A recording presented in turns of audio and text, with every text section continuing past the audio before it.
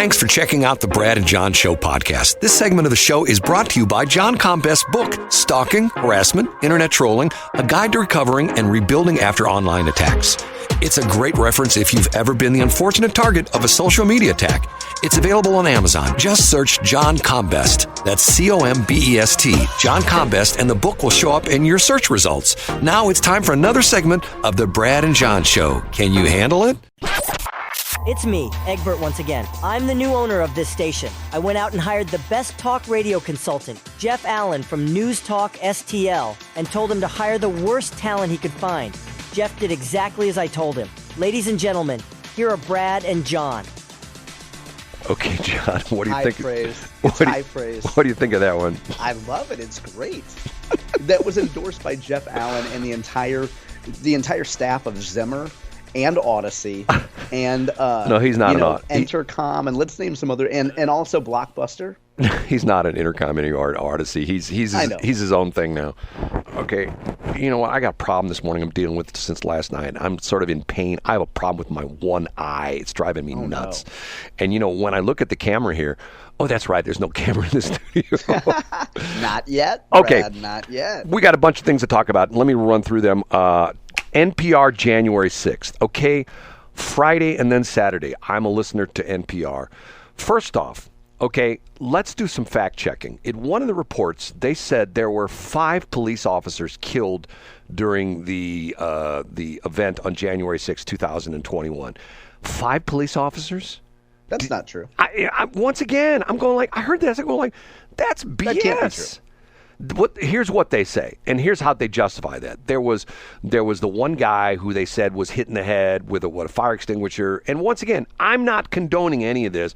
Right, I'm just saying, journalistically, let's be honest. Be accurate. Sure. Right. The one guy got hit in the head, and they claimed that he died the next day. Well, it turned out that wasn't the case. He had like a heart attack or something like that, which had nothing to do with the fact he got hit in the head. And then they said there's some other police officers who, were injured and ultimately died. Well, once again, if I'm doing this radio show and 3 weeks from today I have a car accident, it means John Combest killed you. Right. And someone says he was killed on his radio show. I go, no, That's I was right. driving There's my car. There's a direct correlation between the beginning of this show and then 2 months later you bite the big one. Well, see, and the whole thing was, here's the thing, okay? Were these guys stupid with what they did? Yes, they were. Right. Some of but the sad, some of them were. Yeah, I mean the ones who were violent for sure. Right, exactly. Do not condone that. Wrong. 42 ways from Sunday, what they did was wrong. If they're punching police officers, and they were, if they were, and some of them were using bear spray and stuff like that, and the cops, wrong. But by the same token, the Democrats just keep rehashing this January 6th thing and the insurrection and Donald Trump and right. And Josh Hawley. Let's not forget, there's always an upcoming election, so now it's Josh Hawley. Right, and him running through. If you remember, there's that one video clip of him running through the office building, the Senate office building, or something to go to the safe place, or whatever the whole deal with that is. And once again, the interesting thing that never comes out, they'll never talk about this about NPR, is that Trump suspected there could be some problems, on January 6th, and he wanted to call out the National Guard, and it was shot down by Nancy Pelosi and also Muriel Bowers, the mayor of D.C. Am I making that up or what? Right, you're right. And once again, they could have, and Trump's the guy who said, I think we should call out the National Guard, and Muriel Bowser was quoted as saying she didn't like the optics of that. They didn't want to have the National Guard in D.C. It made D.C. look terrible, and Nancy Pelosi said no. So to a certain extent, you can say that maybe the January 6th thing was a setup, that they did that on purpose, that they didn't want to bring in the National Guard. They knew there was going to be some problems, and they're essentially going to lay this on Trump's feet. And once again, it's and here I'm the guy. I'll say up front, Trump did a lot of stupid stuff. Okay, let's be honest with you. Yeah. He's done a lot of stupid stuff, But by the same token, it's to the point where it's like, okay, I can't remember who I heard talking about this whole deal with the Colorado Supreme Court kicking Trump off the ballot, which is interesting because he's not, because the deal was there was a deadline they had to make and they missed the deadline. So Trump is on the ballot as far as the primaries concerned in Colorado. And the gal who kicked him off, was that in Maine? Was it the Secretary of State? Yeah, it was Maine. Yep. She's not even an attorney. Did you know that? She's not even an attorney. Yeah. And she's making legal, well, he was involved with the insurrection. Isn't there something in our Constitution, the Bill of Rights, that essentially says innocent until proven guilty by a jury of your peers? Isn't that one of the columns in that holds up essentially this great country we called the United States of America, that as opposed to England, where they'd pull you before the judge and the judge would say guilty, and off you go to the gulag. To steal a phrase from the 9/11 era, we used to say 9/11 changed everything. That was the cliche. So for Democrats, they would say that January 6th changed everything. And that you had a tyrant and his sycophants in the U.S. Senate that were supporting an insurrection. And you know this, Brad. You can take, if you have 5 hours of video, you could take, both sides could find, if you think that there's one side and another side, you could find hours of people acting civilly. And as Norm Macdonald said, respecting the velvet ropes at the Capitol, these violent insurrectionists respecting the velvet ropes. And then you could also have an idiot with a fire extinguisher hitting a cop. Exactly. And there's always the crazy nutbag. It's just like when I used to be involved. It's like the Ferguson riots, Brad. Well, man, and I was there. There's nobody knows that better than I. I was there, I don't know how many, a dozen times or something like that. I was there the night that the verdict came out, that Bob McCullough, the verdict of, they're not going to charge the police officer, the whole bit. I was there. I saw stuff happen.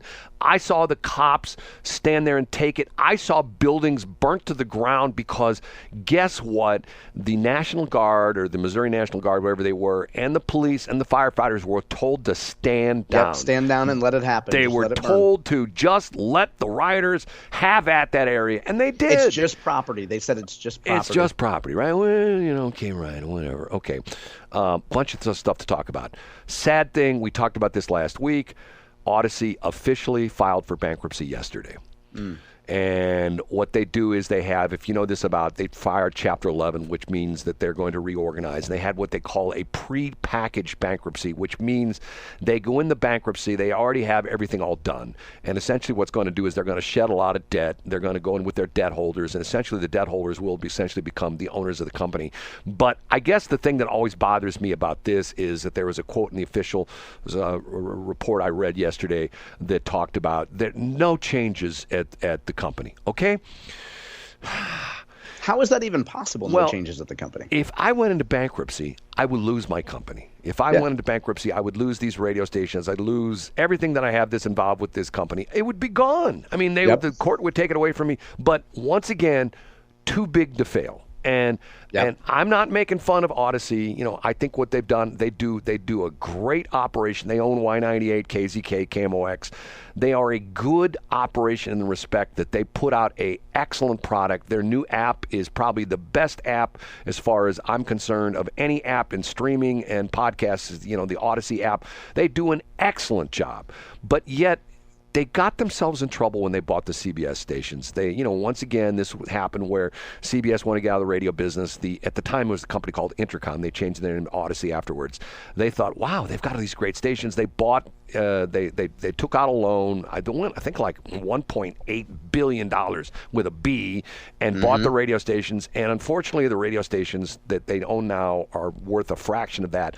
Hence, when they were able to go through this prepackaged bankruptcy, and they shed, I think, right off the top of my head, I think they were like a $1.9 billion as far as their debt's concerned, and I think they're going to end up coming out of bankruptcy with about $350 million worth of debt. So in other words, they got rid of, more than 3/4 of their debt load, which would allow them to operate. And, once again, you and me would never have that opportunity if we ran a company that under Chapter 11, the courts would essentially, the way it works is they would appoint a receiver.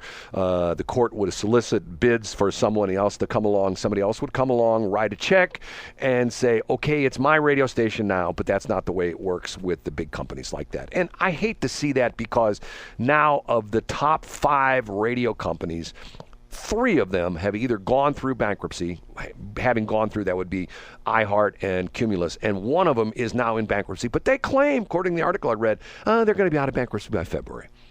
So we'll just have to wait and see what happens. Will there be a fire sale on any of their stations? No. It's the same thing that happened to Odyssey or not Odyssey, with iHeart and with Cumulus. Now, so nothing will change.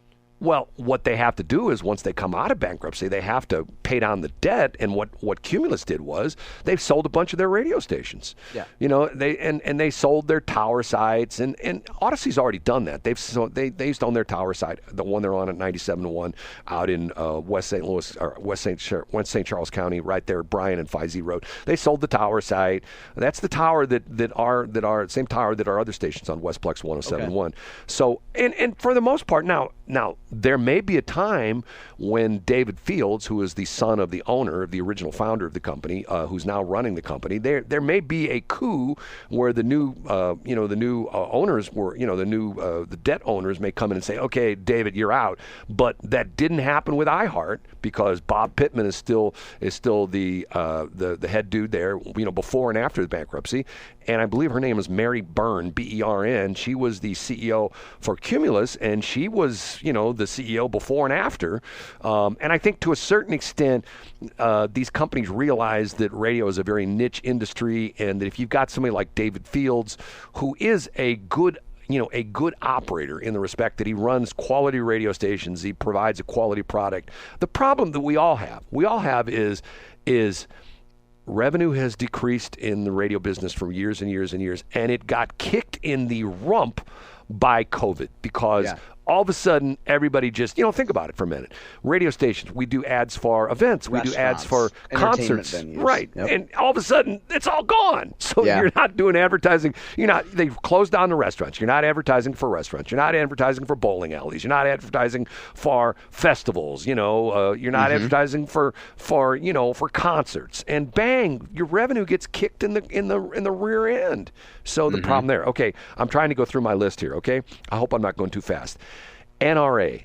There's been a huge amount of news over the weekend with the NRA. You know the whole deal with the NRA? Are you into that? With Wayne LaPierre. So he's stepping down. And is he doing a consultant role, or is he just straight up leaving? Let me tell you something. I used to be a member of the NRA, okay? I will no longer belong to the NRA because what I find with the NRA is they've done the exact same thing that so many of these big not-for-profits do, okay? I have a problem with a not-for-profit that is taking money from Joe and Jill, six pack, who believe in the fact that we got our Second Amendment rights and the NRA is there to defend us. The NRA went off the tracks. And they did all sorts of weird stuff. At one point in time, they hired, and nothing against, I think she's a very talented woman, but they hired Dana Lash. And Dana Lash did these bizarre, weird commercials where they were like, the government's out to get you. They're going to come take your toaster away from you. Now to a certain extent, now we realize they do want to take your toaster away from you, or at least they want to take your gas stove away from you. But it got to the point where they weren't really promoting the fact that, hey, there's this thing called the Constitution, and there's this thing called the Bill of Rights, and it has the Second Amendment, and it essentially says you can have a gun. Now people are going to say it says right to bear, militia, all that kind of BS. Right. Okay, let's sort through that stuff. The Supreme Court has agreed with the fact that the Second Amendment has given you rights to have a firearm, okay? But what happened with the NRA was they had their private jets and they had their getaways. Spending a lot of money on. You're saying they spent. It's what happened to so many organizations. Like it's what brought down Susan Komen, right?